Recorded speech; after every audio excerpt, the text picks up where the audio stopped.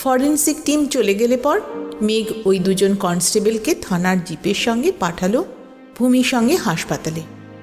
মেঘ এবার গিয়ে বসল ডাইনিং টেবিলের চেয়ারে। সেখানে আগে থেকেই রুদ্র আর অন্তরা বসেই ছিল।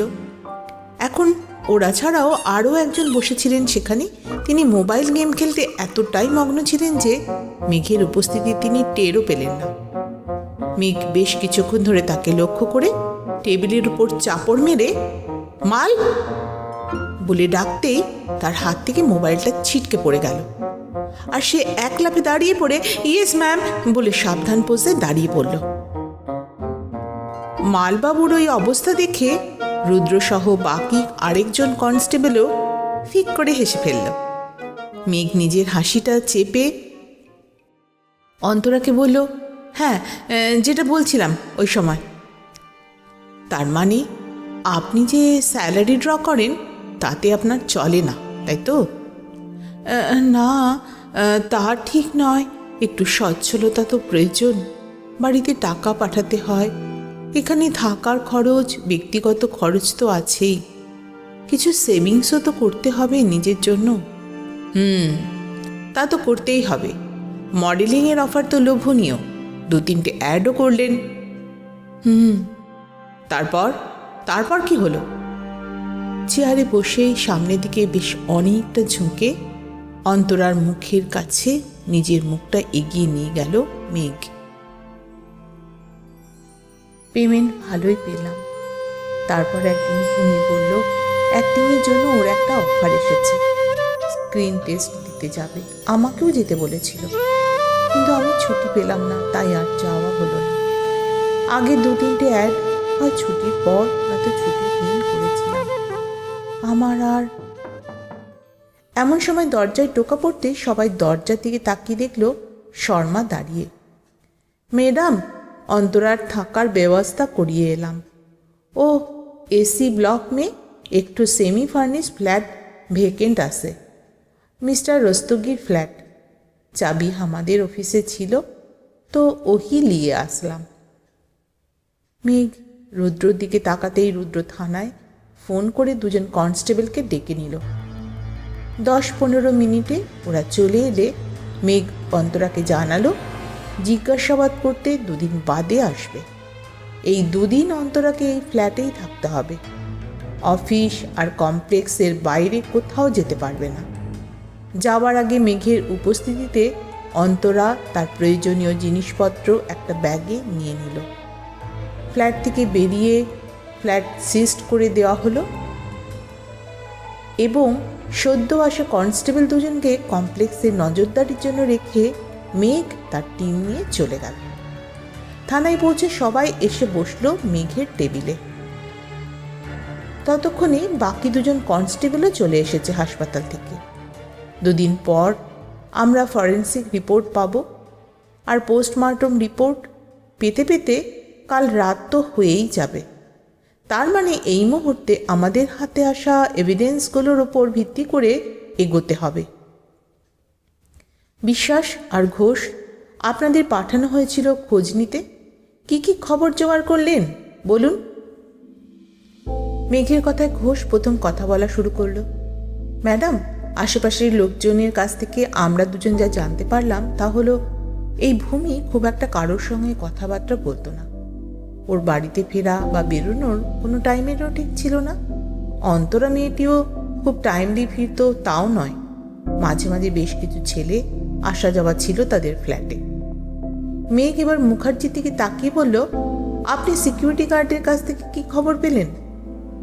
গতকাল বিকেলের দিকে একটি ছেলে এসেছিল এদের ফ্ল্যাটে, রেজিস্টারে সাইনও আছে, এই দেখুন।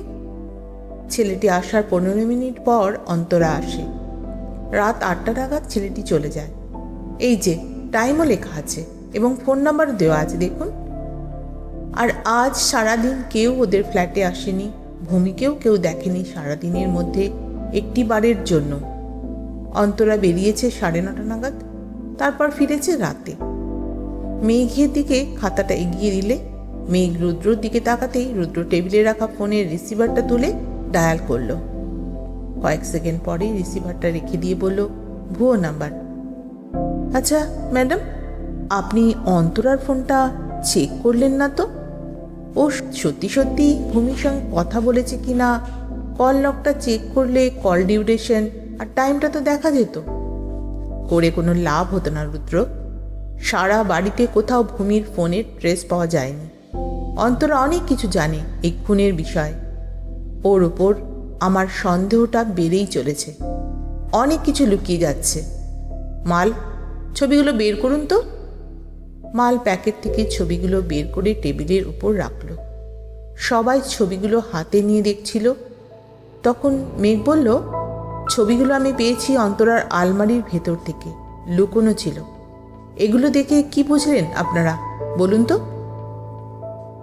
বিশ্বাস বলা শুরু করল, ম্যাডাম, আমার মনে হচ্ছে ব্ল্যাকমেলিংয়ের কেস, এই জন্যই এগুলো রাখা ছিল। তবে এখানে যে ছেলেটাকে দেখা যাচ্ছে তার একটা কপি যদি বের করে সিকিউরিটি গার্ডকে দেখানো যায় তবে জানা যাবে কালকের ছেলেটি এই কিনা। গুড, আপনি তাহলে এটার একটা কপি প্রিন্ট আউট করে কাল সকালে ডিউটি শেষ করে যাওয়ার পর বাড়ি ফেরার পথে কমপ্লেক্সে গিয়ে সিকিউরিটি গার্ডের সঙ্গে কথা বলে নেবেন। আর একটা কথা, অন্তরার গতিবিধির ওপর একটু নজর রাখতে হবে। কাল সকালে আমাদের রিলিভার এলে তাদের রিকোয়েস্ট করব নাকি আপনারাই ডিউটি আওয়ার্সের পরে কাজটা করবেন? মেঘের টিমটা ইয়ং গ্রুপ, সবার বয়স মোটামুটি 30-এর মধ্যে। টিমের মোস্ট সিনিয়র গোবিন্দ মাল, বয়স 37-38 হবে। থানার সবাই মেঘের টিমকে মজা করে নাম দিয়েছে বুলেট টিম। বিশ্বাস মেঘকে বলল, না ম্যাডাম, কাউকে বলতে হবে না, আমরাই পারব। বেশ, তাহলে সকাল থেকে রাত পর্যন্ত আপনি, ঘোষ আর মুখার্জি এই 3 জন সময় ঠিক করে নিন কে কোন সময় ফলো করবেন। ওকে চোখের আড়াল কিন্তু করা যাবে না 1 সেকেন্ডের জন্য। মাল, আপনি পাসবুকে একবার ট্রানজাকশনটা দেখুন তো, কোনো সন্দেহজনক কিছু চোখে পড়ছে কিনা। মাল সব পাতায় চোখ বুলিয়ে বলল, টাকা তো প্রচুর আছে। 3টে বড় বড় পেমেন্ট করার পরেও 3,35,328 টাকা 95 পয়সা, অনেক টাকা। দেখে নিয়েছিস ম্যাডাম, আমি দেখে নিয়েছি। আপনাকে কি ওটা দেখতে বললাম অনেক টাকা আছে কিনা? 2টো বড় অ্যামাউন্ট তুলেছে বললেন, দেখি একবার। পাসবুকটা হাতে নিয়ে মেঘ দেখল 1 সপ্তাহ আগে আর 2 দিন আগে একই অ্যাকাউন্টে টাকা ট্রান্সফার করা হয়। একবার 1,35,000 টাকা, অন্যবার 2.5 লাখ। রুদ্র, আগামীকাল এই ব্যাংকে গিয়ে আপনি অ্যাকাউন্টের মালিকের নাম জেনে ডিটেলস বের করবেন। মালের কাছে বেশ কিছু ভিজিটিং কার্ড আছে, আর তার একটা লিস্ট তৈরি করে মালকে দিয়ে দেবেন। মাল, আপনাকে একটা গুরুত্বপূর্ণ দায়িত্ব কিন্তু পালন করতে হবে। মোবাইলের খেলাধুলা সব বন্ধ করে লিস্ট ধরে ধরে সবার সাথে গিয়ে দেখা করে কথা বলবেন, আর সেটা কালকেই, মনে থাকবে। মাল মেঘের কথা শুনে ঘাটটাকে ডান দিকে 45 ডিগ্রি হেলিয়ে দিল।